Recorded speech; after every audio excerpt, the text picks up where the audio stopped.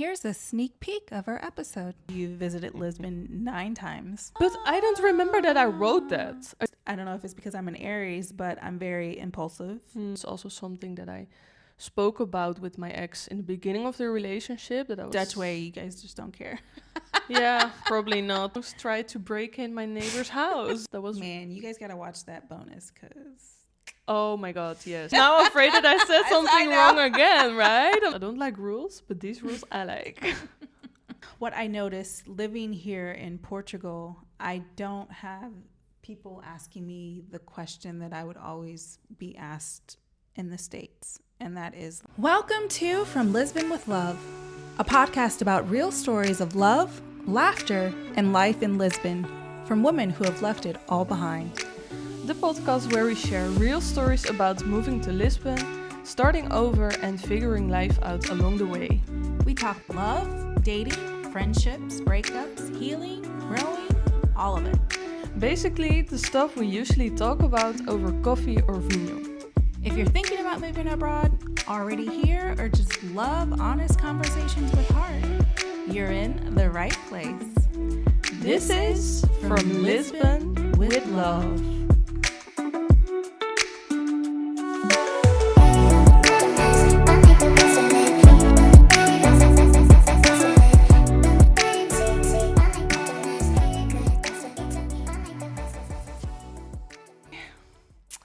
Hello guys and welcome back. I'm Jirina. And I'm April Betts. And this is From Lisbon with Love. Oh, almost too late. It's all good. It's all good. Today is actually a super special episode because it's episode 10 and we're going to do a reflective episode. Woohoo! Because we talked already so much and we're just going to do like kind of a recap on the first 10 episodes, especially interesting if you're just tuned in later, because we have already 9 amazing episodes ready for you. Yeah. But yeah, there's still more to talk about. And I remember every time after we published an episode, we were like talking about it. We were like, oh, I wish I had mentioned this, or I still want to say something about that. So that's what we're going to do today. I know. Even though we filmed all of these bonus episodes, we still had more to talk about. That's crazy, right? Yeah. Because now we're only focusing on the things we spoke about in the main episode. Yes. But there's even more because we recorded already 10 bonus episodes. Yes. That's insane. I know. It's even more. Yeah, and for those who we actually let's just discuss this giveaway that we're giving away for all of our bonus episodes. For the first 25 people to sign up, you get to watch all of our bonus episodes for free. Yeah, because in the bonus we dive deeper into the topic of the episode and we get more personal, more vulnerable. Yeah. And we put that all on Patreon. So there's a link in the description where you can sign up for free to watch the 10 bonus episodes. And like April said, it's only for the first 25. And then we just close the giveaway. Yes. So sign up quick. Yes. It's been a journey. It has. But it's so much fun. And I also feel like we do this already for so long, right? Yeah. But it's only been 10 episodes. I know. Yeah. I know. So I can only imagine, just like looking back on the first episode to this episode, it's just amazing how much we've done and how much we've grown and how much we've learned through this whole process. Yeah, absolutely. And also for everybody who's been with us from the start, we really appreciate you. And yeah, that's also why we came up with the giveaway as kind of a thank you to everybody who's been on this journey with us. So thank you so much. Yes. And yeah, so like we said before, this is going to be a reflective episode. So it's going to be a little bit different than what you're used to from us. So we're just going to recap all the episodes real quick, add some things that we want to share more. And also I think it's good to say, it's good to mention that the titles might be a bit different than the actual titles on the website and YouTube, because we published only until episode 6 now. So it could be that some episode titles that we're now talking about, they might be different. They're similar. Yeah, but yeah, that's true. We'll, But just to we'll let you know, like episode 1, episode 2 kind of thing. But this is just going to be more casual. We're just going to have a little chit chat, and you guys get to come along and watch. Yes. And listen. Yes. So let's go, because we have already 9 episodes to review, to recap. Absolutely. So let's get into it. You want to do the first? Okay. Episode 1. In our first episode, we talked about why, why we chose Lisbon. I felt like we really went into depth on the different things of what made us choose Lisbon as a place to move to. I would say the one thing that we, I guess, didn't really touch on as much would be maybe our like very, very like first impressions of Lisbon, like just visiting Lisbon. And you talked about how you visited Lisbon 9 times. So I think it'd be really interesting to see your perspective in the fact that over, I don't know how many years of visiting Lisbon, like your initial impression and how it gradually changed throughout the years. Yeah, because I also think that we have a super different experience in a sense that I visit 9 times and you visit only once and you already knew like, I want to move here. Yeah, I mean, well, technically too, but I knew the first time that I wanted to move here. Yeah, and I think for me, maybe I knew it already earlier, but I was not really giving meaning to that idea. I was like... And also I was super young. Yeah. So I was like... Because you started traveling here at what age? The first time, I was 18. Yeah, that's young. Yeah. So then I was... starting life, kind of. Yeah. So I never thought... baby at 18. Exactly. So I never thought about moving. I still had to do like my study and everything. But the first time, I didn't actually go to Lisbon. I went to Albufeira because I went on these type of party holidays that you now always see in shows and on television. I have to say this. So I've never been to Albufeira, but I've heard that it's like the Cancun of Portugal. And only Americans will understand that because Cancun is like the party town that all Americans go to in Mexico. But is that what Albufeira is like? I don't know, because there's so many... I feel like every country has this type of place, because also like Mallorca is this type of island where people go for party, and then you have Gersonisos on Crete. Gersonisos. Spell? Yeah, it's a Greek. I don't know how to spell it, but I know that it's called Gersonisos. That doesn't sound Greek. Sounds Dutch. Yeah, probably, but I know the way it's written. But it's on Crete. Okay. On the island. Crete. Okay. Yeah. And I remember that also a lot of people went there for like their drinking holiday. And it's actually funny because also in the Netherlands there are Dutch TV shows, like everybody knows O.O. Gerso. And then they followed like a group of people that went there on a holiday. That was kind of the show. And it's so funny because now I'm watching... Do you know what a proper is? Or do you have a different name for that? It's like the one that takes people into the club, like proper. Maybe you have a different name. Is it a reality show? No, but I'm saying, do you know the word proper? Or do you have... Yeah, proper. Do you have a different name for that? For what? It's the people that stand outside the club and they sell shots and tickets and like to make them come in. Oh, promoter. Like yeah, a promoter. we call it proper. Okay. But maybe it's a Dutch word. Yeah. Could be. Because proper would be like saying that someone's proper, like they're very like, prestigious in a way. And yeah, like that's kind of the opposite of what proper in Dutch means. No, okay. But anyway, I'm now watching a show. It's called Propers in Albufeira. So it kind of takes me back to when I was there on a party holiday. And I remember years after that, I wanted to work as a proper in like a foreign country in the summer because I already had that ambition, apparently, to be like... in a sunny country, to move there for a little bit. So now all these shows are really taking me back to that moment because Albufeira was wild, and I went there 12 years ago, so imagine how it is now. I think it's even Have more you been crazy. Since you went? No.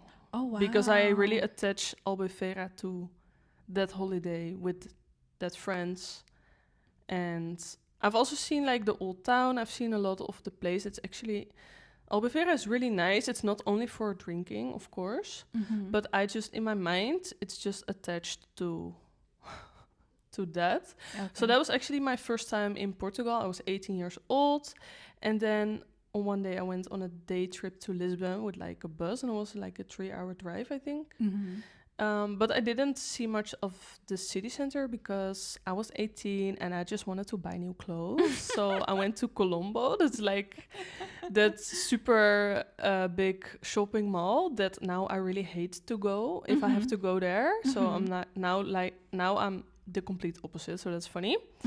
So that was my first time. And then 5 years later, I went with a friend. That was for a holiday. And it was actually to escape the winter because it was in February. And then it was like, I remember it was freezing when we left the Netherlands. What was your thoughts when you came on that trip in regards to Lisbon? Because it seems like the first trip was more just about party, right? Yeah, that was not... So it wasn't like really paying attention to the country, Not I guess, really. in a way. The second time, what was that motive? Yeah, the second time was already different because I remember that because I have a blog that I already write on from 2013. So it's also nice to kind of, you can see what you wrote about and see your thoughts at that moment, because I also wrote a lot about my trips. And it was so funny because I was cleaning my old blog post, and then I found a blog post that I wrote about that trip. And then I said, yeah, I'm really fantasizing about moving here. But I don't remember that I wrote that. I just found it back years later. But I was just, I think at that time, it was just, I wrote it there because it just crossed my mind. Wow. But I would never think that that was going to happen That's at that so time. cool. That It's was funny, like right? a little premonition, I guess, in Yeah. a way. Was this, you wrote that for the first time you came or the second? No, that was with the friends. That was With in the friends. 2018. So then I was 22, Okay, 22 so that was 23. your second time. Yeah. So that's when the thought Yeah. came in and you didn't even realize it until now. Okay. Yeah, but that was also the first time that I specifically visited Lisbon and not another place. Okay. So I just went with the plane to Lisbon and I only saw Lisbon. Mm-hmm. Only for 5 days, but 5 days was pretty good. Yeah, that's pretty good. Because we saw a lot. And I remember back then Lisbon was a lot more quiet than it is now. Like Lisbon has been pulling you. Yeah, like, for it did. years and years, and it just took you a minute to catch up to it. To Yeah. know that this is what you were supposed to do. Yeah, because I was also like young and I was like, that's not meant for me. And then I got in a toxic relationship and then COVID came and then I got another relationship and I was always like distracted from Lisbon, but I always kept coming back. And I went in 2020 on my first solo trip to Lisbon. And then in the same year, I went back again because it was COVID. Did you go again by yourself? I went with a friend this time. So quick question. So the majority of the time that you came during those 9 visits, was it mostly Lisbon? Yeah. Yeah. Okay. Yeah, it got me from the start. And then the time after that was 2021 because I just wanted to see what it would be like to be here for a longer time. At that point when you were staying here for 2 months, did you have it in the back of your mind at that point that maybe you would move here? Or I no? did, but it was my backup plan because I had a relationship. Oh, okay. And I was like, maybe I'm already like too late with this plan and it's just something that I really want to experience. And it's also something that I spoke about with my ex in the beginning of the relationship, that I was like, I really have this plan that I want to do. I really want to go to Lisbon for 2 months, and it was already like kind of in my head. So we spoke about it because, yeah, I mean, 2 months, if you just have a relationship, can be a long time to be separated. And also that time, I didn't know how long I wanted to go there. At that time when you came here for the 2 months and you were away from your boyfriend, were you having issues with your boyfriend prior to, or no? No, because it was just we spoke about it. You had already spoke about it and you wanted to come. Yeah. And he didn't want to come. He couldn't Or he because couldn't he because has of his work. job. Okay. Yeah, but he Okay. visited me in the end. Okay. I think so because we were just like before we were just dating. So I said to him like, I have this plan, And if you have a problem with that, then maybe we should not continue. Okay. So were you guys in a relationship when you came here for 2 months? Okay, gotcha. Because we decided to continue, and Okay. he was okay with it. He didn't Okay. expect it, but he was not against. He was open for it. He was like, okay, if that's your dream. And also, I was also telling myself, like, this is just something that I'm gonna experience one time in my life. Not knowing that I would actually move, like, 3 years after. I didn't know. Because I was like, okay, I checked this off. I experienced it. I have, like, my boyfriend at home. I have a good life in the Netherlands. I have, like, my job. I have not really my own place, but I really liked where I lived. I had my social circle, and I just I didn't feel homesick, but I missed, like, my own space, because I rented here, like, different Airbnbs, and I was moving around, and it was a lot. So I think in the end, I really craved going back, because I missed that stability. Yeah, so that's also why I told myself in my head, okay, this whole moving to Lisbon is not for me, because it's too overwhelming, it's too much, it's like, I need more peace in my life. So I kind of, like, got rid of the idea. So what happened during those 2 months that you were here that you felt like it wasn't stable? Was it because you had to move Airbnb so many times? That was the reasoning? Yeah, it was too much movement, because it was still COVID. And I thought, because I traveled a lot in COVID, because everything was empty, hotels were super cheap. And also in my head, I was like, oh yeah, I'll just figure it out. So I only booked an Airbnb for maybe the first 2 or 3 days. Oh, okay. And then I found out that everything here was full. Oh, really? Yes, because it's a city. Everybody came to Lisbon for COVID. So then I had to... So you had to bounce around a lot because because my initial plan was to book, like, a place for longer.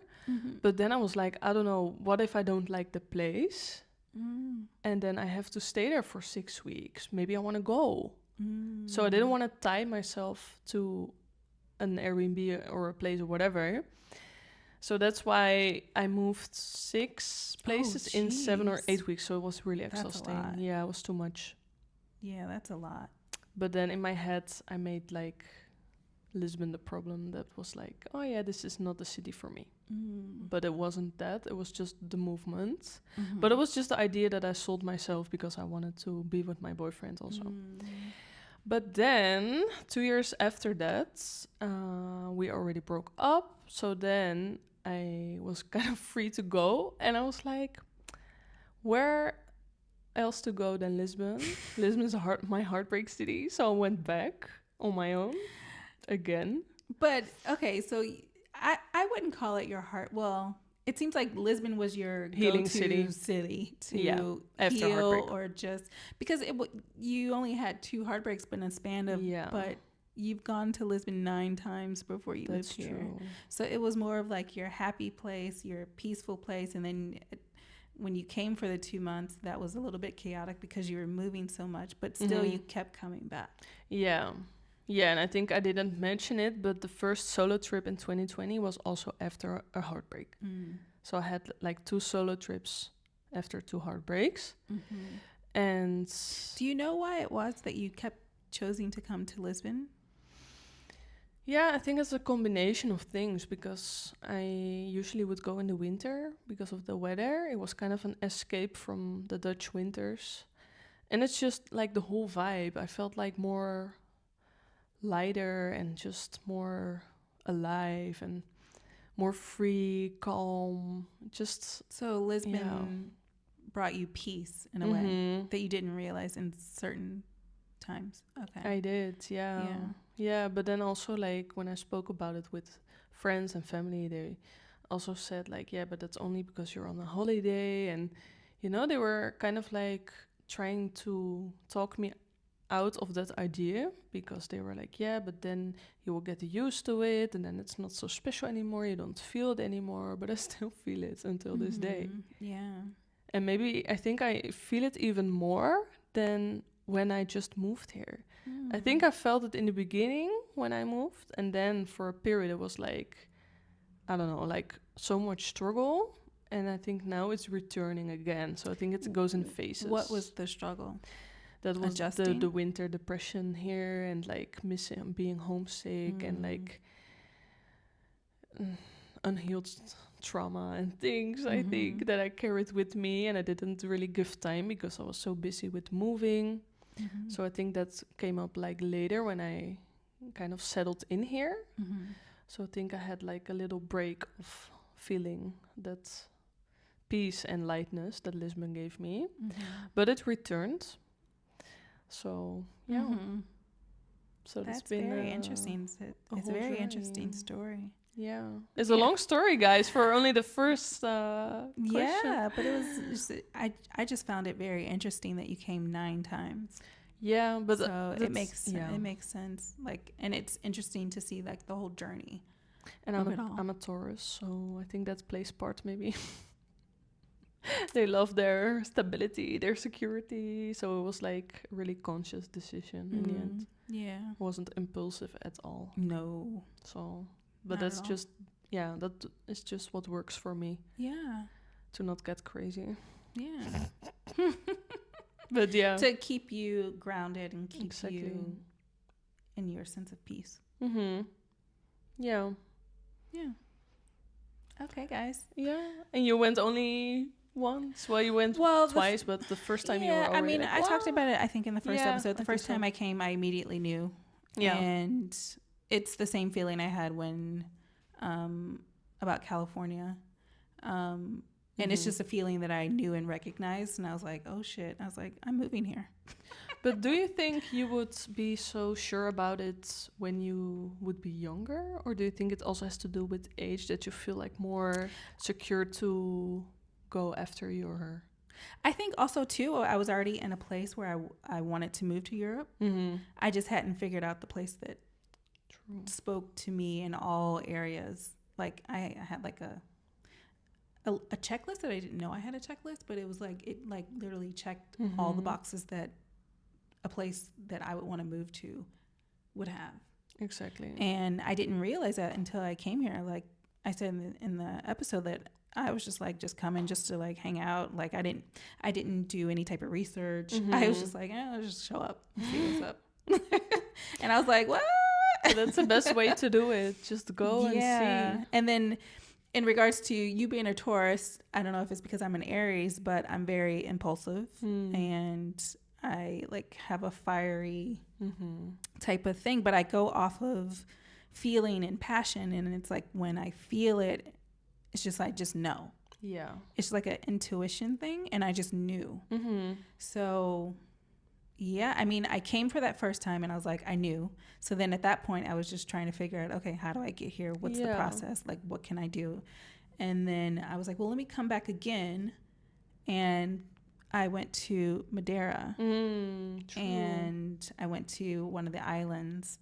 And then I came back to Lisbon again. And then I felt like when I was in Lisbon, I felt like I was just like at home. Because like the second time that I came back after doing Madeira and the island, when I came back to Lisbon, I was like, I don't even feel like I need to like go explore or anything. I just wanted to chill.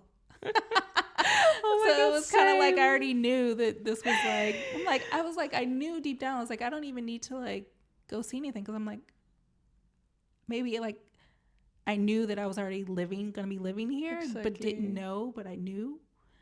So I was just like, this is where I live, so I don't need to go, That's a feeling. But yeah, I would say it was all a feeling. Yeah. Yeah, we make a good combo. We're like, in that way, we are the opposite. Like you're grounded and like stable security, and I'm just like, let's do it, let's try it, let's Yeah, that's so funny. Yeah. It reminds me of there was a girl on Instagram. She sent me a DM and she said, do you have tips for, and then she mentioned a place in Portugal. I don't even remember the name. It was like a super difficult name. I thought it was like somewhere in Greece or something. It was like, I don't know this place. And I said to her, like, what is that? Like, what are you talking about? And then she said, it's a city. It's in the north of Porto. And I was like, do you remember the name? Epso Sunday or something. I don't know. I'll check the DM. We put it in the screen because I'm probably like talking shit right now. But that was so funny to me because then I also realized like I moved here last summer and I didn't really go traveling anymore because I always travel to Lisbon. So now I don't have any place to travel to anymore. Oh my gosh, that's so funny. But also, what I think is funny, it would be the same if someone asks you, like, do you have tips for Las Vegas or something? Because it's like not close to the city where you know what I mean. I've been to Las Vegas a few times. Yeah, okay, but you know what what I'm saying, right? Yeah, I she understand. was asking for tips for a place that you've never been to, and I didn't even know that it was but a you place. haven't really traveled that much through Portugal. No, I've seen Albufeira, I've seen Porto and Lisbon. That's it. I mean, there's more, and I'm always like, oh yeah, I will go there, but I just love Lisbon so much. Yeah, and I'm just like so chill now. Yeah, I don't have the FOMO anymore because I'm living here, so I'm like I can go any day, but then I end up not going. Yeah. But anyway, guys, if you want to hear the full story of us moving and the whole process, what we left behind, and how we experienced living in Lisbon, then you should check out episode 1 because we go very in detail. Yes. Is there anything more you want to add to 1? No, I'm good for continue? 1. Yeah, let's go on to episode 2. Episode 2. Because in episode 2, we spoke about how we built friendships here in a new place. And we spoke about a lot. I remember that episode very well. And one thing we spoke about was the cultural differences in our friendship. And I found that question so funny because I remember we didn't really have that much to talk about, and still we don't really have a lot to add, which is a good thing. But one thing we spoke about with our Portuguese friends was that we had this whole theory, because we spoke about in the episode that Dutch people, they comment on people like walking by and they're talking about people, especially if they are in a foreign country, which is not making sense because there's Dutch people everywhere, so still everybody can hear you. But then we had this whole theory, me and our Portuguese friends, that Americans don't talk about other people because everybody can understand English. Because in a way it makes more sense that you don't feel maybe that free to talk about people because everybody Let's give understands. a little bit of context. So in the episode, I was hanging out with you and your friends that came to visit you, and what I noticed was every time someone walked by, they started talking about them, and I was just like, wait, are you guys just talking about people as they walk by? And they're like, yeah, that's what we do. I was like, wait, what? And they're like, it's a Dutch thing. And I was like, really? I'm like, that's so strange. But it's like, that's like how you guys, I guess, people watch, or I don't know. Yeah, but then our Portuguese friends said they also do it. I mean, my experience was like, it was like every person that walked by, it was like you guys had to say something. And I was just like, yeah. But I think, I guess from the American perspective, like if somebody walks by and it's like something stands out or something like that, maybe someone would say anything, would say something, but I think we would still say it, but we wouldn't, if they were going to talk something negative about the person, then they would, lower their voice so they don't get heard. But if it's just something just like interesting or whatever, they would just say it normally. Okay. Yeah. So it's a bit more hidden in a way that you don't want to hurt someone's feelings. Yeah. Which makes sense. In the Dutch way, you guys just don't care. Yeah, probably not. But also, like I said in the episode, it's also something that Dutch people do on holiday because... Wait, just on holiday? No, not only on holiday, but especially on a holiday. Why? Because we think if we are in a foreign country that no one can understand us. So it's like when you're on holidays, like you're more free to talk about people. Yeah, but for you that wouldn't make sense. But imagine if you would speak another language. But I don't talk about people. No, I know, but that's just something that's It's a cultural cultural thing, thing. For and it's okay. not specifically negative. It could be like anything. But we spoke about this in the bonus, and I think I'm just gonna take a little bit from the bonus here for everybody, like sneak peek of the bonus of episode 2, because I said that it happened to me also on the beach, right? You remember that story? Yes. I was laying on the beach, and it was actually a bit outside of Lisbon, so you wouldn't, and it was not a pretty beach, so you wouldn't really expect tourists going there, but Dutch people are everywhere. And there were 3 Dutch guys coming, and I knew already that they would say something. I just knew. Because it's the Dutch cultural thing. Exactly. They can't help themselves. Exactly. But it's also a funny thing because I know already that they're gonna do it, so you just kind of wait for it. And also, I never speak in my language when I know there's Dutch people, because I really always hope that they might say something and then they don't know that I heard it. So I was waiting for it. I mean, I was also alone, so I had no one to talk to. So I was just like minding my own business. And then one of the guys said to the other, "At least we have a nice view on the right." And that was me in my bikini. And I was like, oh my God, like... And normally I would have said something, but I was like, I don't want interaction with these 3 guys because maybe they won't leave me alone there. Like, they want to talk to me. And so I just pretend that I didn't hear it.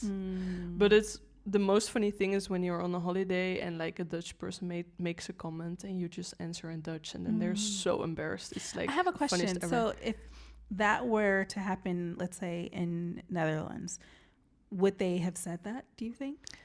Chances are smaller that they would have said it because they would probably think that I would hear it. And here they were like, oh, it's Portuguese people here or whatever they thought, like other no tourists. Gonna understand. Okay. Yeah, so especially, that's why I said, especially on a holiday, they feel more free.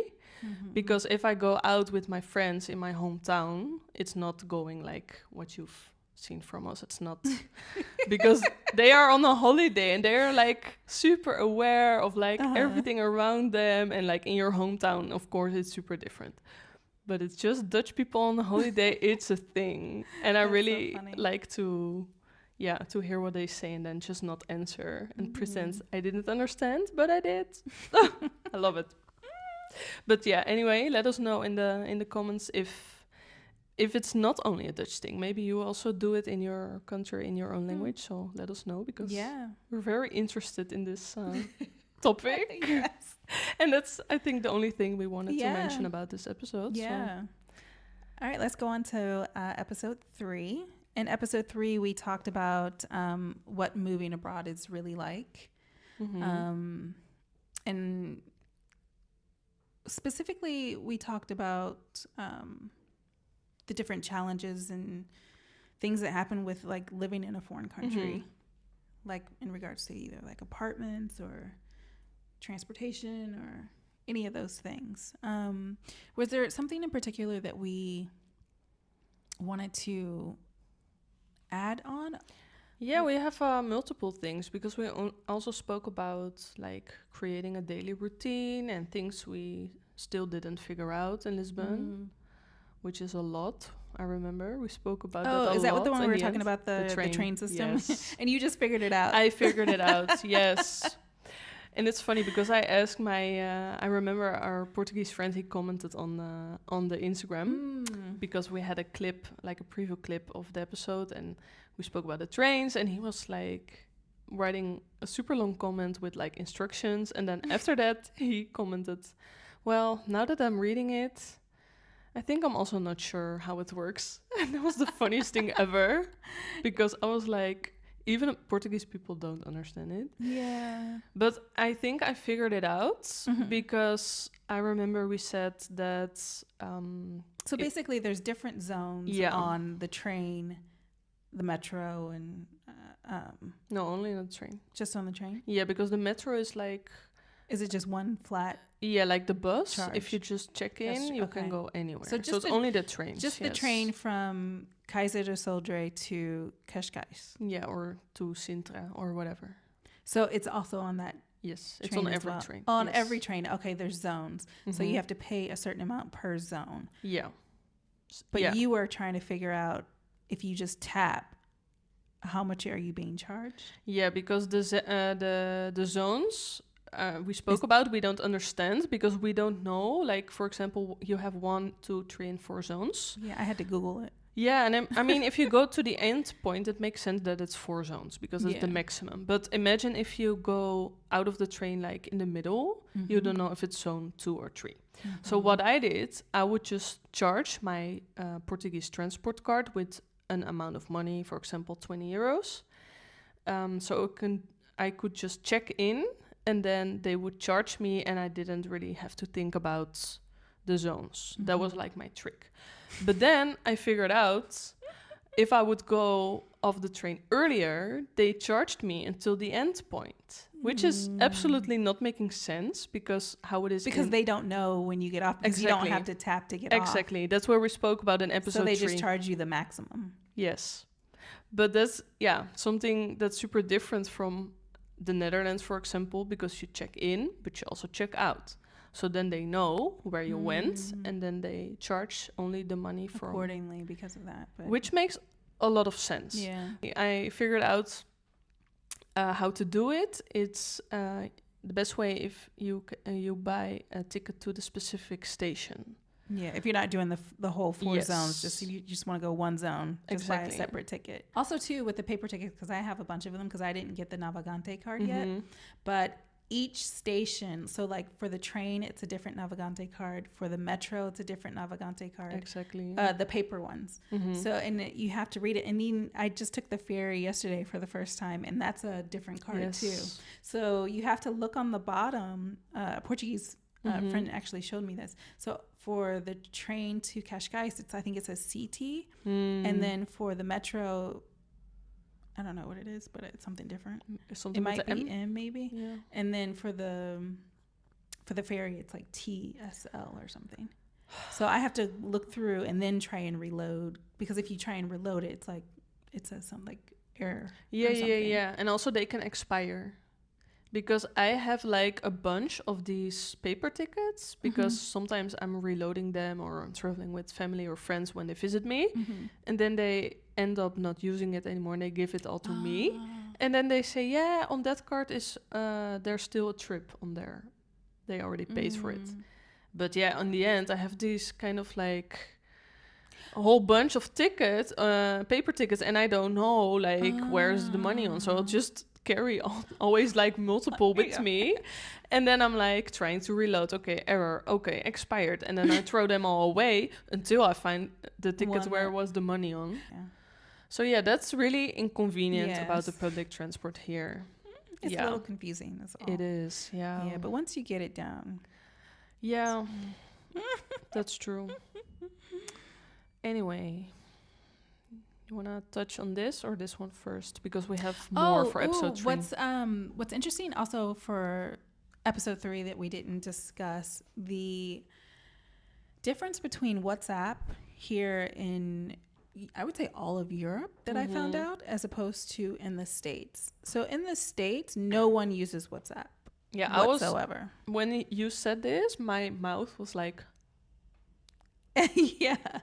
The only time we use WhatsApp is when we leave the States and to communicate with people that we meet, or to communicate with people back in the States, because if we use our cell phone out of the country, we're going to be charged like an arm and a leg.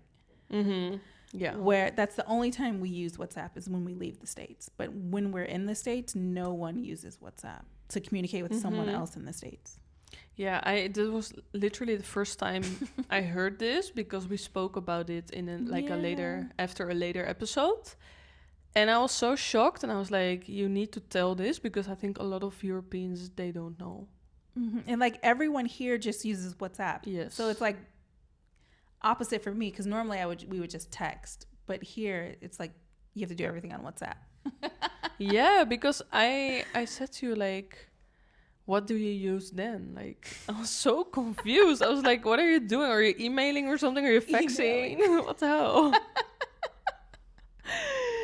That's so funny. Are you writing a letter?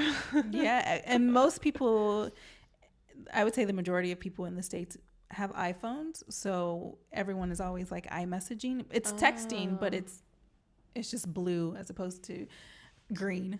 Okay. And when it's blue, it's like free kind of thing. But that's only in the States if you don't have a plan where it's like unlimited, then you would have to. But everybody has a plan that's unlimited. That's now. true. It's just like, that's just the norm now. So, yeah. But yeah, we do text messaging. Fun fact. Yeah. Yeah, it was so surprising. I was like, seriously? Oh, there's more US. We spoke about the sugar. Oh, let's talk about the apartments. Oh, yeah, true. We have more. Yes. So the apartments here in Portugal, they don't have like, each apartment doesn't have like a number or like a letter. It's like you go to the floor. Yeah. And you just need to know what floor you're on. Yeah, if you go, yeah. Because it's either, the apartment's either front, left, right, and left. Exactly. And so if it's on the right, it'll be like, let's say you're on the first floor, it'll be like a 1D. And then on the left would be 1E. 1E. Yeah. And then the front is F. Yeah. But in your building, there's no numbers, there's no letters to even show that it's right, left, or front. It's just like, figure it out. If you take the stairs, you need to make sure you're counting how many flights you go up, because everything looks the same. So you don't know what floor you're on. If you're not paying attention, you're like, wait, what floor am I on? I'm like, I don't know. And then you look at the doors and you're like, they all look the same. I know, because that's also how I almost tried to break in my neighbor's house, because I was taking the stairs and I was like, oh, I'm already here. And I was like, what the fuck is happening to my key? It's not working. I can't enter. And I was like, panicking. Oh, and then I looked at the doormat and I was like, wrong house. But it's good that I have this doormat now. You have to. But I didn't have that for a long time. Here, you have to do something to stand out, because otherwise, I'm sure there's plenty of times where people make mistakes and don't realize it. Yeah. Especially if you're not taking the elevator. Exactly. And it's not there's like one flight. You have to go like 1.5 or like 2 flights just to get to the next floor. And then by the time you're like, wait, how many have I gone? I don't know. Exactly. You really have to count. And you have to have a doormat so you're not mistaken. Yeah, you have to put something on your door to know that, okay, this is my door. Yeah, it's funny. Because also in Netherlands you have like, for example, 27 2 or something, 27.3, or you have like A, B, C, D, E, F. That's how it is in the States. Yeah. It's either like numbers or it's letters, or a mixture of numbers and letters. Yeah. But here I remember when I had to sign my contract and I was walking through it and I was like, how do I know what is like my apartment? Because it said like, I'm not gonna say it in this episode just to be sure, but it said like a number and a letter. And I was like, but where is that number and the letter located in the building? Because it wasn't clear to me. And I was almost about to sign it. And I was like, wait, let me just send him an email and ask. But then, of course, the letters, they just mean like front, left, right. So then I figured it out. But it's so weird because I was like, what am I signing for? Like, cultural. What apartment am I gonna get? Yes. I know. It's so funny, just all the things that it's just like the things that are different that kind of like, a lot of differences actually. There's even 2 more. Basically we're talking about the sugar compared to the States or here in Portugal or Europe. It's way more sugar in the States, but we all know that. That's true. Yeah, but I noticed at first when we went for a matcha and you were like, oh, this is too bitter. And I was like, what are you talking about? It's like so sweet. Oh, no, because they didn't put any sugar in it. Okay, I got a matcha latte and they put no sugar in it. I always drink it without sugar, so that's and then why I was so she's like, surprised. there's milk, and I'm like, milk has sugar. I'm like, what? I'm like, you need to put some sugar in that, please, thank you. That was funny. But yeah, Yeah, and we also noticed, like, I don't know if it's super common in every country, but here they have portable Wi-Fi, and I never heard of it. But then we spoke about it seems like later it's and more of a norm here than I guess than in the maybe States. because no one that I knew in Netherlands had portable Wi-Fi. I never heard of this in my life until I moved here, and then my friend had this portable Wi-Fi, and then we went to a co-work, and he was like, "Do you want to use my Wi-Fi?" And I was like, "What are you talking about? What do you mean your Wi-Fi?" I think like in the States, everyone has hotspots on their phone. Yeah. So I think maybe we don't use it as much, but you can buy portable Wi-Fi because my sister, she actually buys it for her business when she does pop-ups so that she can have Wi-Fi. But Smart. it's not like It's not a thing.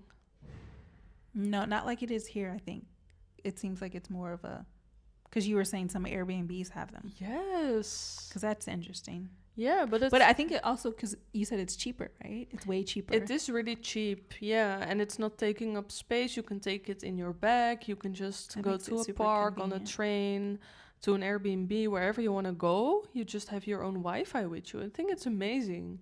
But I never heard of this in the Netherlands. Maybe they have it. Maybe more countries have it, but also let us know in the comments. We would like to hear about it, because for us we discovered it here, right? Yeah. That it's so a trend to have portable Wi-Fi. So yeah, okay. I think that was a good recap for 3. Well, I forgot we missed some. Oh, about the her library story. Ooh, yes, I think I wanted to speak about this in previous episodes, but I never. I think I always forgot. So here we go. She talked about it on one of our TikToks. If you follow us on TikTok, That's true. Go follow us. Also on Instagram, from Lisbon with Love. yes, but from Lisbon with love. Oh, true. Okay. Anyway, I remember that in episode 3, I was having like a whole praise about the library, that it was so good and that I really missed going there in the summer because it was closed. Guess who found out the library was open all summer when summer was already finished? Me. And literally, I don't know how, but I just walked past it and I was like, there's people, like, huh? Oh, I thought it was closed. I thought it was closed. So I didn't go there to work for 2 months. Because also, too, During the heat here wave. in Lisbon, a lot of things shut down for August and maybe part of September. Exactly, yeah. So- Especially like the government kind of Yeah. places. So I was not really that surprised that it was closed in the summer. So I was like, okay, just gotta work with it. So I went to all these coffee bars because at that summer I still didn't have Wi-Fi in my house. And it was 38 degrees. I didn't have AC. So I was like kind of melting away here in this house. And then I just figured out in the end of August that it has been open all summer. But I remember the last day that I went to the library, it was in July, and I checked the schedule again because I was like, I really need to check this very well, so I'm sure like what to do. And then I didn't see any dates on like the special dates because it was just an empty place. So in my mind, it was like, okay, there's no dates. It's just like they're closing in the summer. But then I realized they only didn't have special days. But they had the regular days. They had it still. But on the list, because they removed all the numbers, and I think I spoke about this in a previous episode, that I'm really bad with numbers. So I was just like, not really paying attention to the numbers, but just seeing that there was like an empty, just July and August, it was empty. So I was like, okay, no, apparently it's closed. So I need to go somewhere else. And then that idea that was like stuck in my head for almost 2 months until I figured it out. And then now I almost go every day again. So I have my life back, my routine. It's so a really beautiful library from what I've seen from your videos and things. It looks really nice. I Yeah, haven't it gone is. yet, but We can go there one time to work. Yeah. But the only thing is you have to be quiet. And if It's a like, library. yeah, but I mean, we have to, if we work, we talk about like, we have ideas and we're like making content, or it's always we have to discuss something at some point. So that could be a challenge, but you can sit outside there and then you can just talk and work. So we could do that.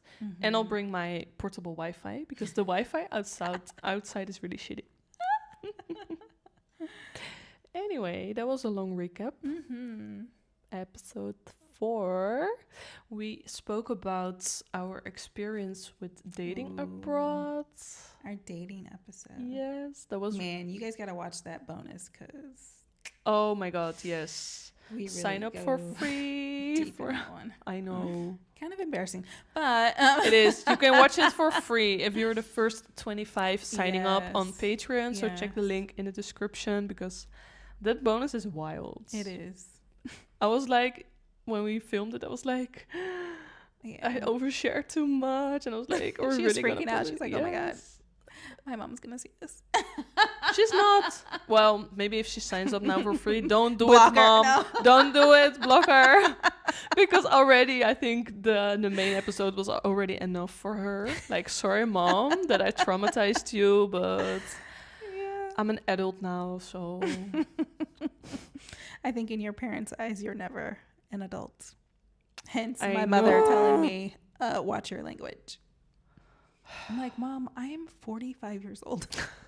but you still have She's to like, watch your I language. don't care. I'm still your mother. Yeah, but anyway, mom, don't watch the bonus. You can all sign up, just not if you're my mom, okay? Just don't do it, mom. Anyway, So what did we want to talk about that we didn't discuss in the main episode well, or the bonus? maybe we have to just clarify something because Okay. I remember that we spoke about our type and that we just don't like it when a guy has too many feminine traits.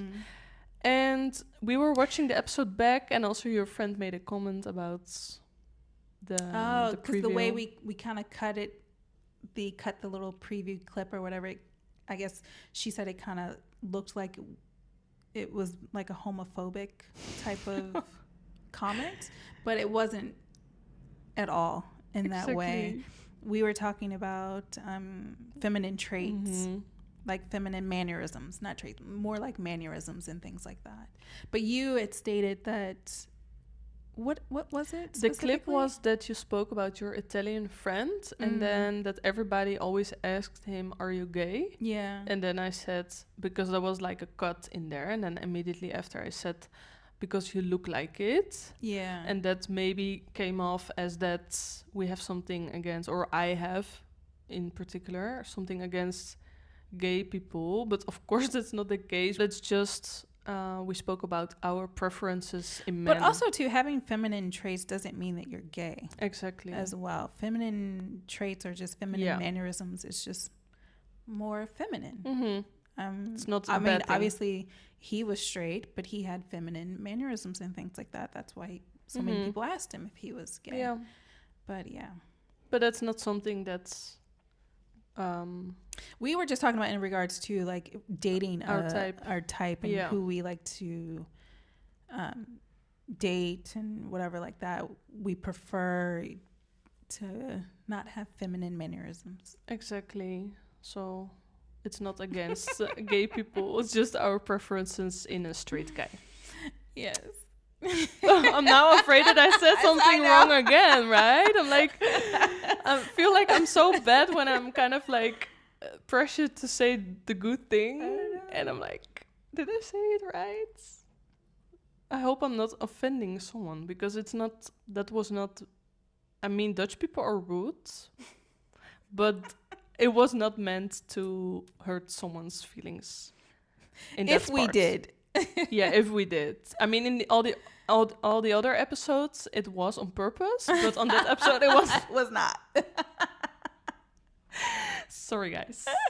Or sorry, gays. Should I have to say? Okay.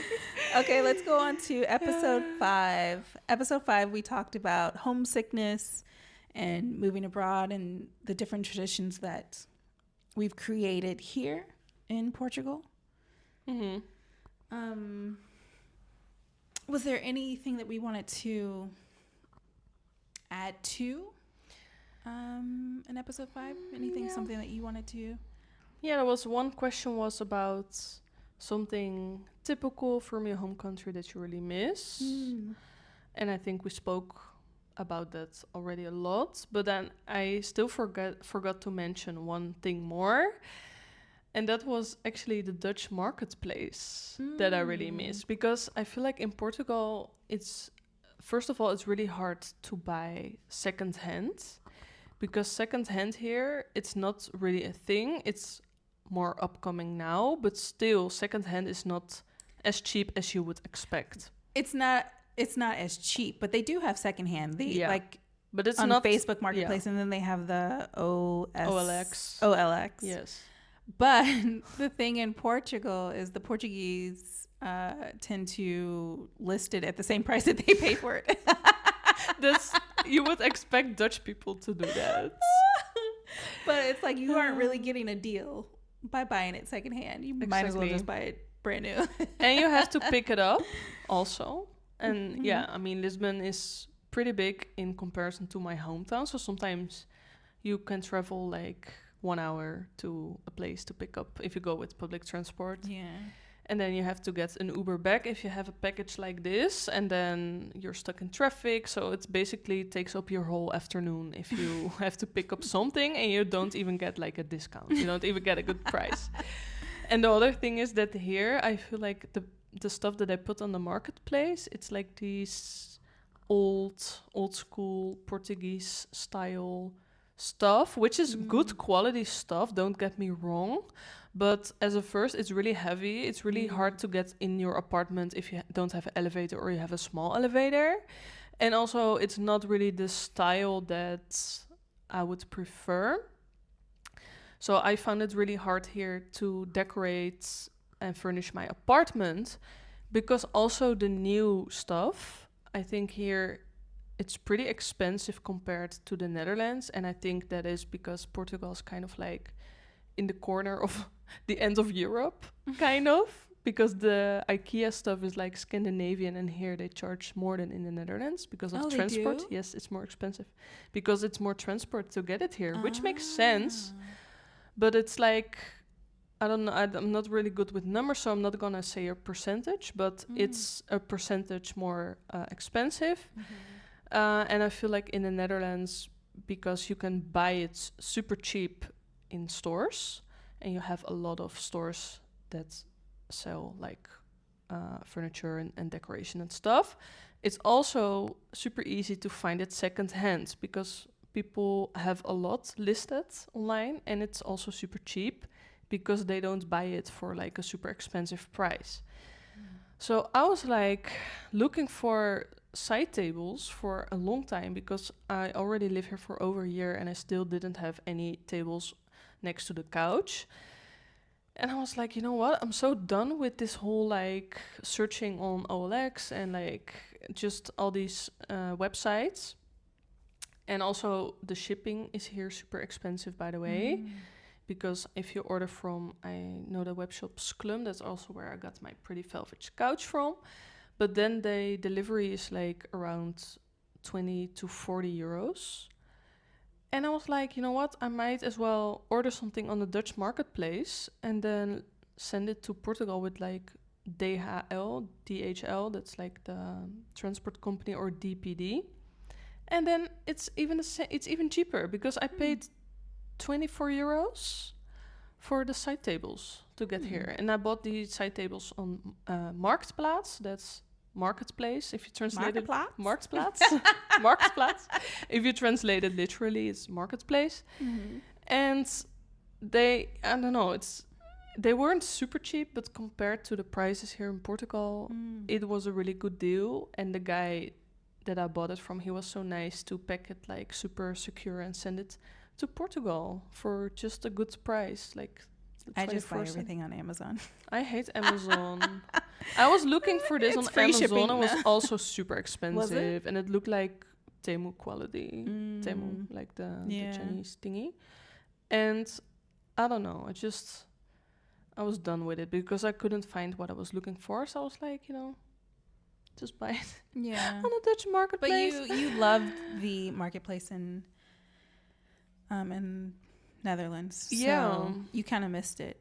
So then it's kind of cool that you found something and are still able to buy something and have it shipped. Yeah, because I was looking for something specific and I typed it in on OLX and all these places. I couldn't find anything, even on the new website, the new that sell new furniture that didn't have anything. And I was looking for what I wanted on that Dutch marketplace, and I got like 200 hits or something. And yeah, most people they don't wanna pack it and send it. They only want people to pick it up because it's easier. They don't have to dismantle it. Also, that guy didn't do that. It just got delivered like this. What? Yeah. And it was still the same price? What do you mean, same price? To ship? Yeah. Because you can have with DPD, you pay 24 euros and you can send up to 20 kilos. And you can have like 250 centimeter or something. So it's like a super big package. Oh, okay. So yeah, it was a really good price. And that guy, he lived in Peru. He told me, I had a whole chat with him, it was so funny. And he lived there. And so that's also, I think, why he was so kind to send it over, because he shipped all his stuff to Peru. So he knew what it was like to move and you just want to buy something or from further away. So he was very kind to send it to me. You're saying Peru, like he's from Peru, or he you're talking lived about there. another town in... No. You're like talking about Peru? Yeah. Oh, okay. He lived there, so he shipped all his stuff to there. So he knew what it was like to to move all that stuff. So he was not really bothered by sending it to Portugal. And he even packed it better than like a normal transport company would do. Like, look at it's still packed, and then here he had it all covered, and then even on the box he put like a fragile sign. He was so nice. You gotta send him like a little thank you. Did you? Yeah, no, I didn't, because the table has scratches.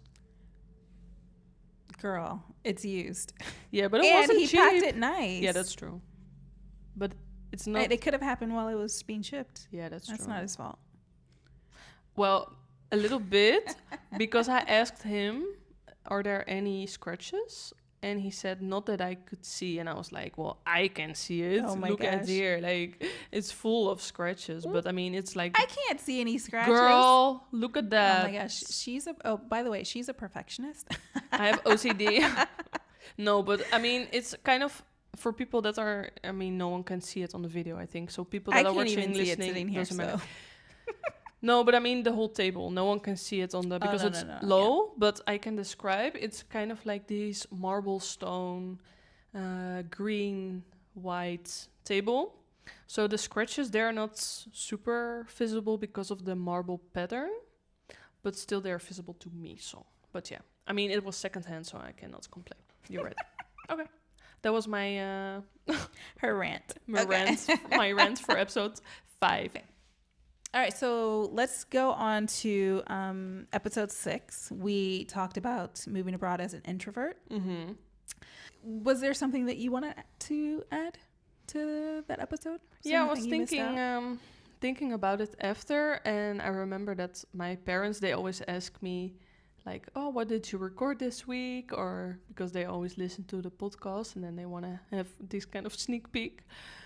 And I said, yeah, we recorded an episode about moving abroad as an introvert. And they were like, why do you speak about it? Because you're not an introvert. Like, how can you talk about a topic like that?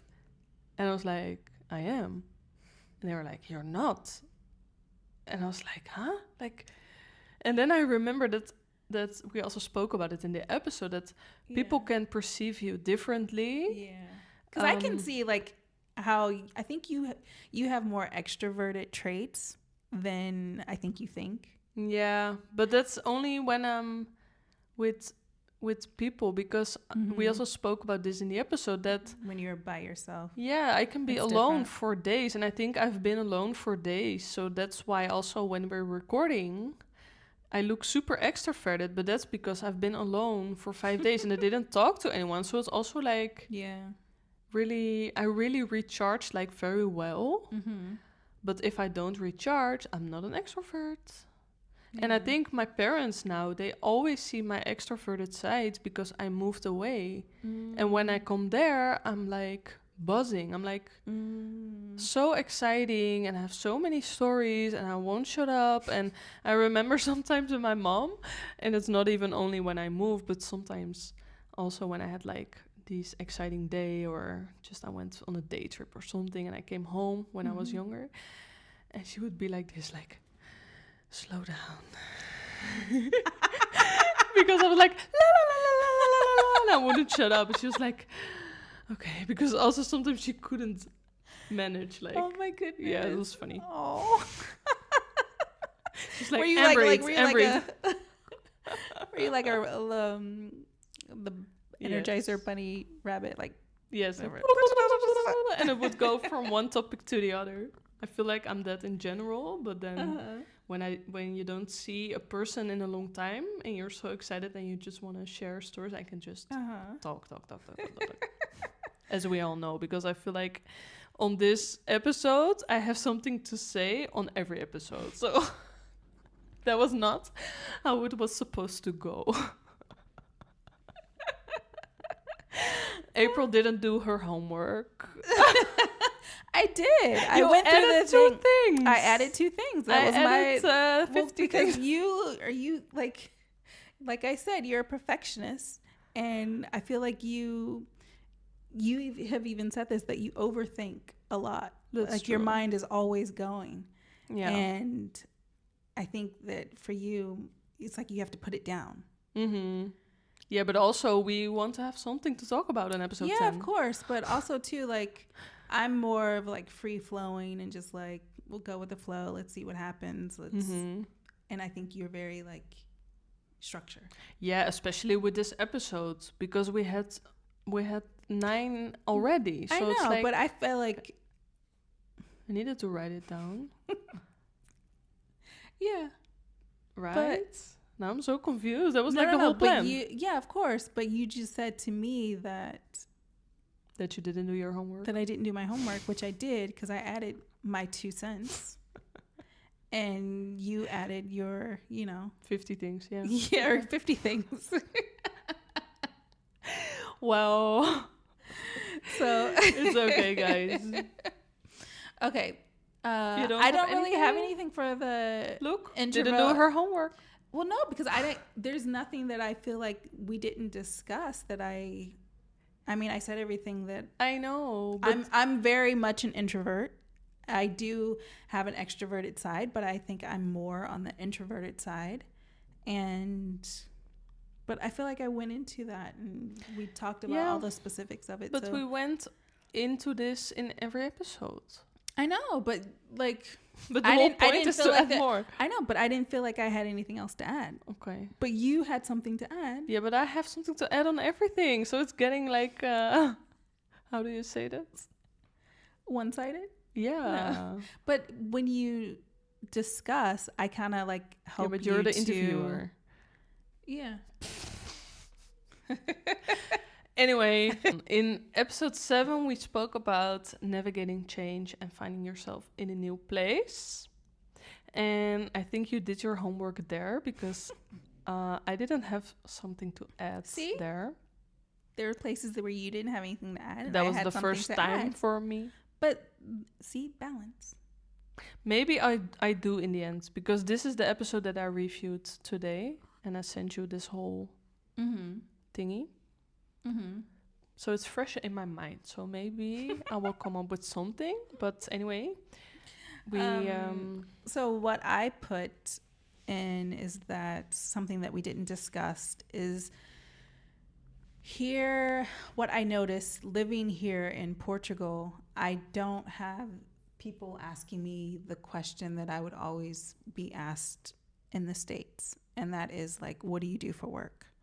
I don't feel like that's like the go-to question that people ask here when when you're meeting someone or getting to know someone. It's not about work, which I love, and I think it's kind of shows the people and the mindset and how it's different. Yeah, that's true. Yeah. Because I also feel like, especially older people, I don't know how it is here, but if I talk about my parents, Mm-hmm. they are always asking if I mention like a friend or something. They're like, "What does she do?" or "What does he do?" or That's like the first question. almost, yeah. Or when I mention someone's parents, they're also like, "What do they do?" And that's, I think, also a generational thing from the older people, because I think their identity is more attached to their job.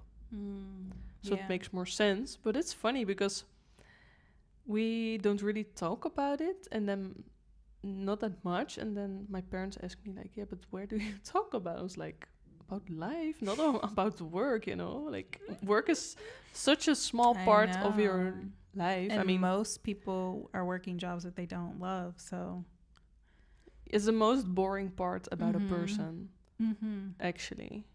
Unless your job is doing something you love. That's true. So Yeah.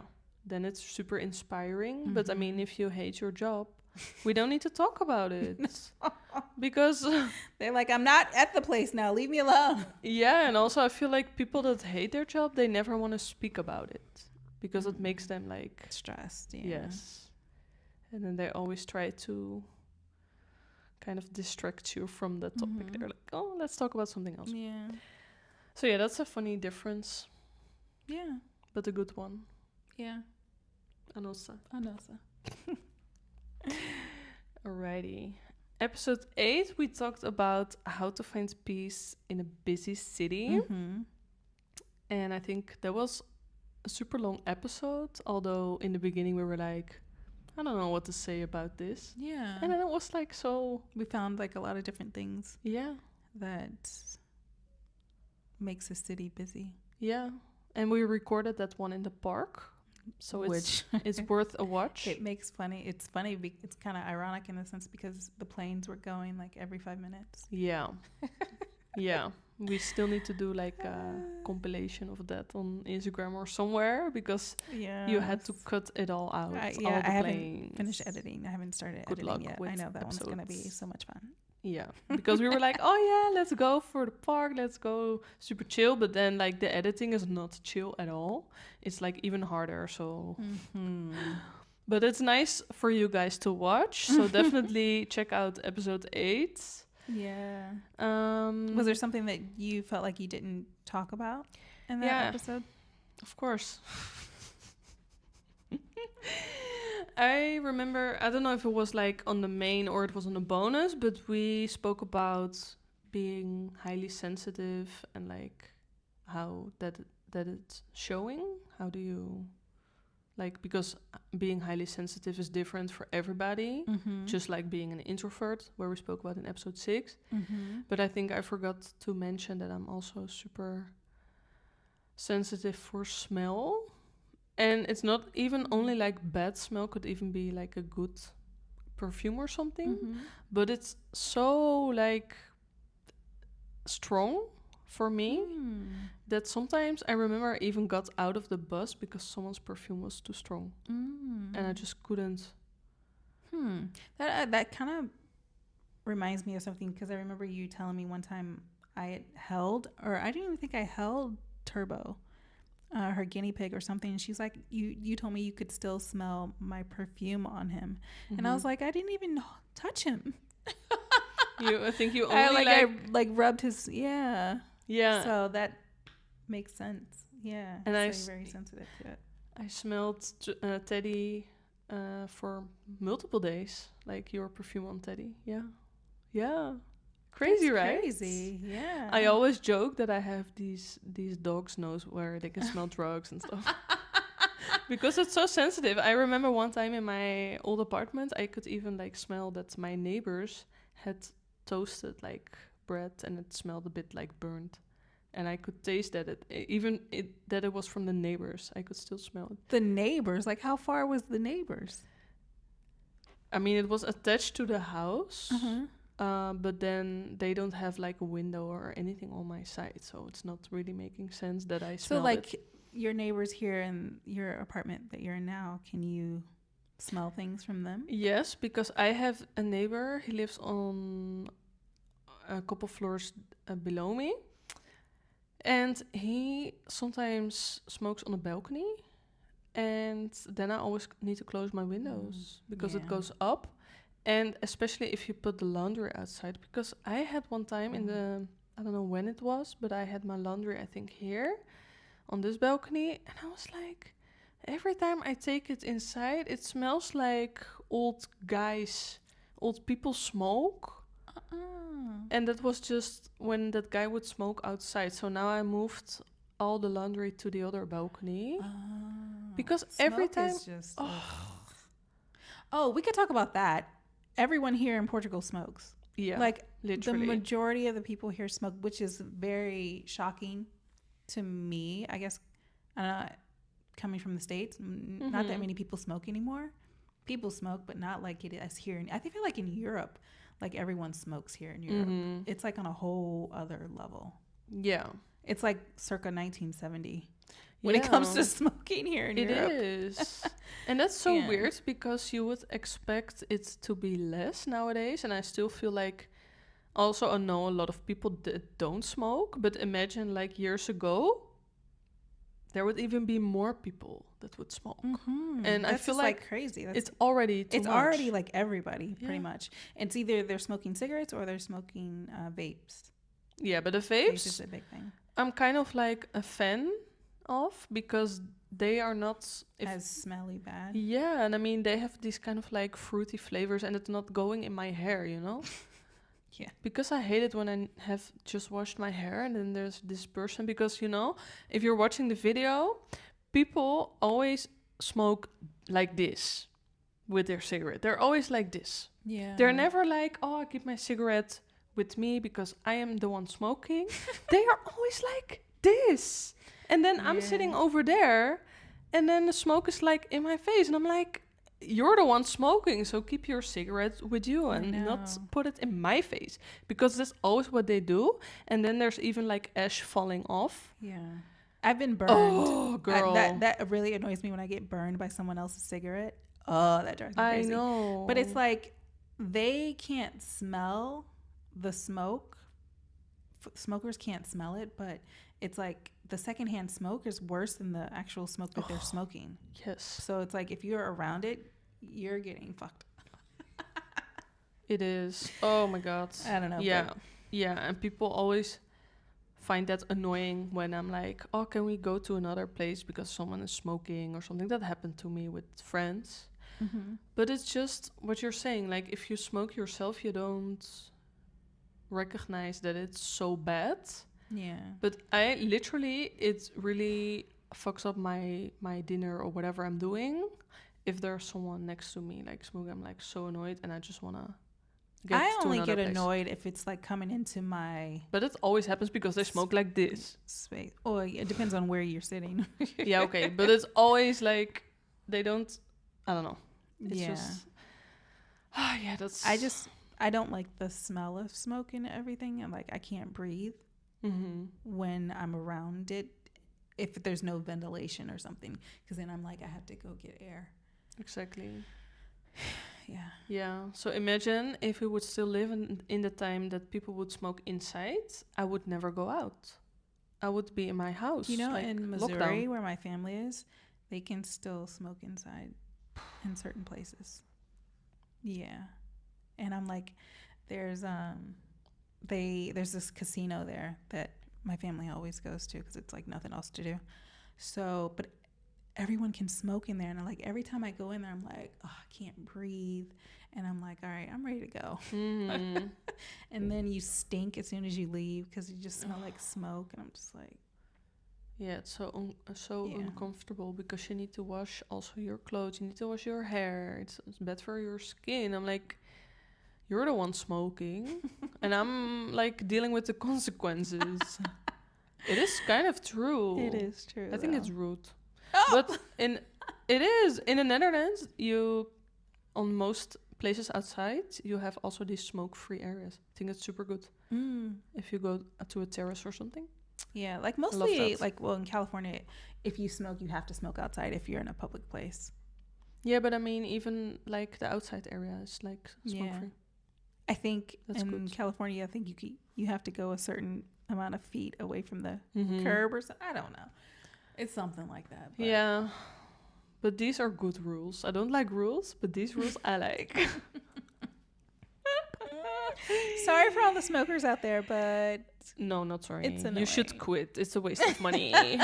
And you It die is. It's bad for your earlier. health. It's super bad for you. And It's so bad. Yeah. And I mean, nowadays, I mean, in Portugal, it's not that expensive. I think if you compare it to other countries, Mhm. but I feel like in Netherlands, you have to be rich to smoke. Really? It's so expensive. How much is it in the Netherlands I for think- a pack? I don't know what it is right now, but I heard about 15 maybe. euros. 15. Wow. Yeah. I remember it was €4.50. Here? Inflation. No, in Oh. Netherlands. Oh, when I in was younger. Netherlands it used to be. Now it's 15. Yeah, something like that. That's a lot. I mean, I don't live there anymore, so I cannot really verify, and I'm Mm. not a smoker, but I heard it's about 15. Maybe a bit cheaper, maybe a bit more expensive. Not. I don't know. I think maybe in the States, maybe it's like 11 or 12, maybe more. I don't know. But then for 20, right? That's Hmm. like the smaller package with 20. Or is it not anymore? I mean, I don't smoke. I'm talking about just a pack of cigarettes, just one pack. But I'm talking about cigarettes, like in the. We're talking about the same thing. Because When I speak of a pack of cigarettes, it's like a pack. You get the small cigarettes, and it's like I don't know how many you get in there. 20. 20. I think. Oh, okay. I think it's the same. Yeah, we call it a pack. Oh, What do you guys call it? also. Oh. But I thought you were talking about the ones that you make yourself, like the shake. No. That's like That's super old something school. new out here that I've seen. They don't do that in the States. Oh yeah, Making your own cigarettes. it's pretty common People do because it's that here. cheaper. Yeah. Ah, I okay. also had a friend that had like these thingy, and she would always make it herself. Yeah, well, that's I mean- a cultural difference here in Portugal. People make their own cigarettes here. Yeah, But now I understand why. cheaper. Hmm. Yeah, but it's still disgusting. So go vaping or just quit everything. Wanna go on? Okay, episode 9.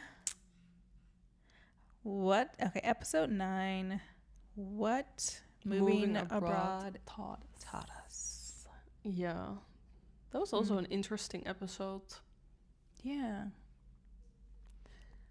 And I don't know if this is related to a question, but I think in the end we spoke about that we really like to live like a simple life. And Mhm. also I think I mentioned something that I realized that I don't need much, and I just need sunshine, a book, my sunbed on the balcony, that's it. Mhm. And then we were speaking about this episode afterwards, and we were like talking about that we don't do the laundry that much, and we're not really shoppers. And yeah, that was also super funny because Yeah. this is not something that we speak about that much in real life, but we are Yeah. both like not really going to malls and like Yeah. buying I clothes. personally hate malls. I've hated Mhm. malls since I was Same. a kid.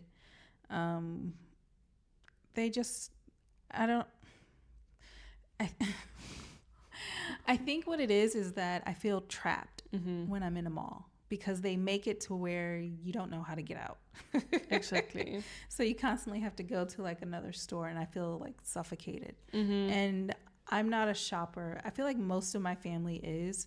So like when I go back home, they want to go shopping, and I'm just like, I'm like the guy in that situation. I'm just like You're sitting waiting. on a chair, just like waiting for them. Oh my god. But it's just that I don't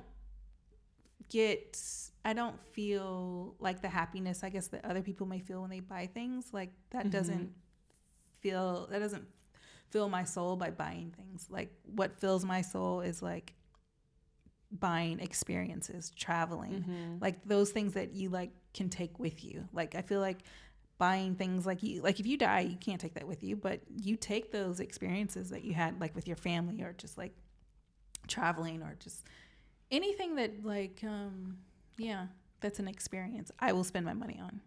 I agree 100%. Yeah. So yeah.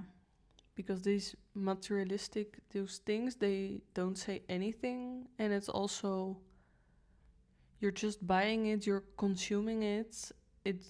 Maybe it breaks, you need to buy something else. Yeah, It's and then like you it's like keep we're that in this cycle yeah. of like consuming. Exactly. It's like that's what society is like getting people to do, so they constantly have to just stay on that little the hamster wheel to keep going, keep working to buy, keep working to buy, keep working to buy. And it's like I'm not on that hamster wheel whatsoever. It's like it doesn't make any sense. And it's like if you see people who are always constantly consuming, they end up like having so much stuff, and it's like they just keep buying and sometimes forget what you have. And it's just like it's a vicious cycle that you try to feed something, but you're really not feeding what you think you're feeding, because you have to buy it again. And it's like, yeah, you're buying temporary happiness. Yeah. But then that feeling disappears pretty fast. It does. And you have to go buy something else to get it back again. Exactly. I guess it's the same as like any addiction. Yeah.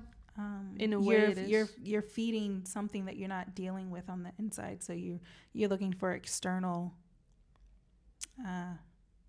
validation or something to cope with whatever you're not dealing with, and thinking that, oh, if I keep doing this, then I won't have to feel that. But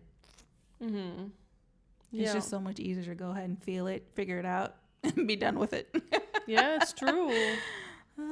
Yeah, and I think people also use it as a way to treat themselves, but you can also treat yourself on something else, it doesn't have to be buying. It's the same with like shopping or doing drugs or smoking or alcohol or any of those things. Sugar, yes.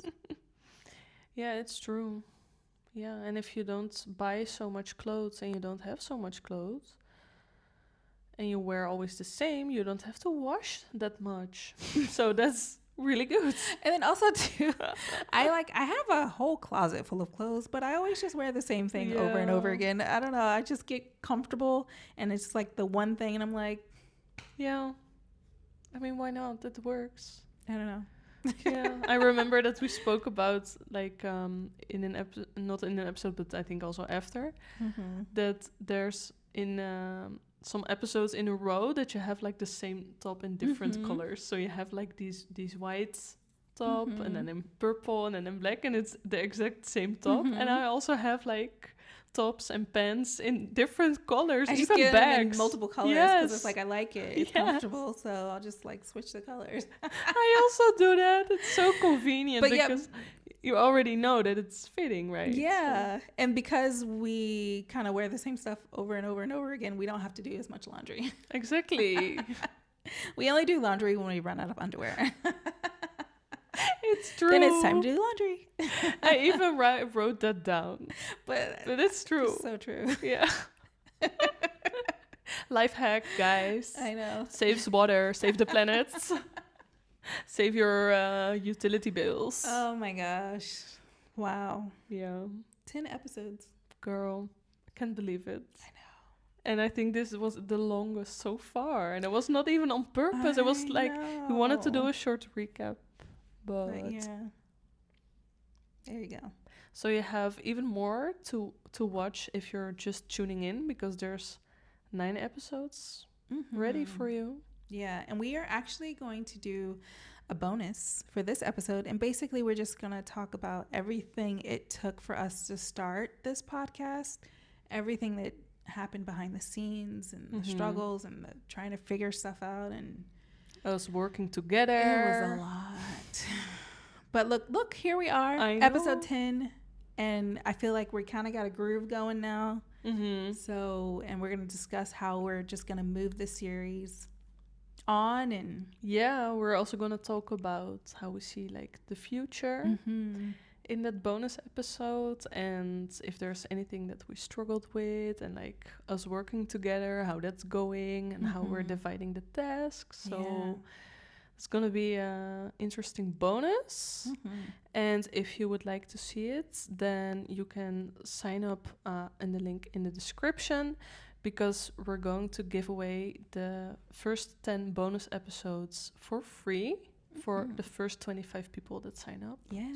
So hurry up and sign up. And it's including our juicy dating bonus episodes. That's not how do you say that?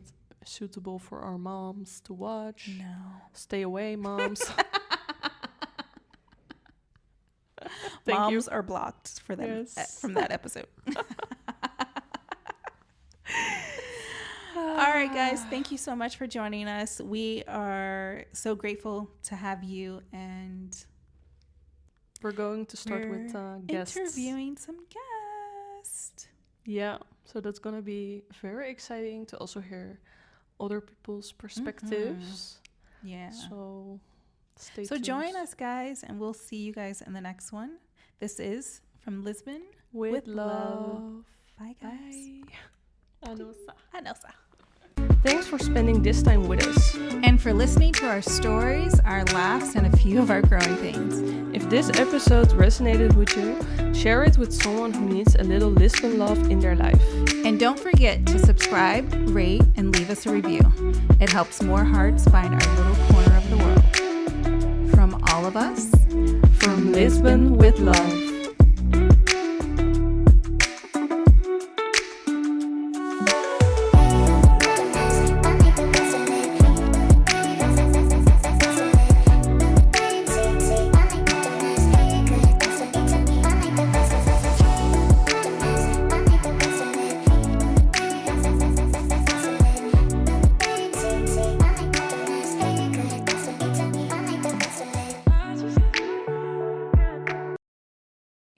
Some bonus footage.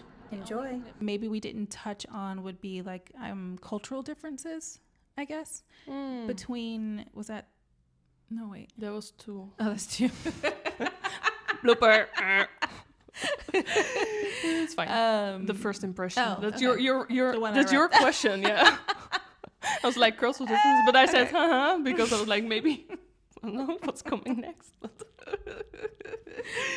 Okay. Okay. So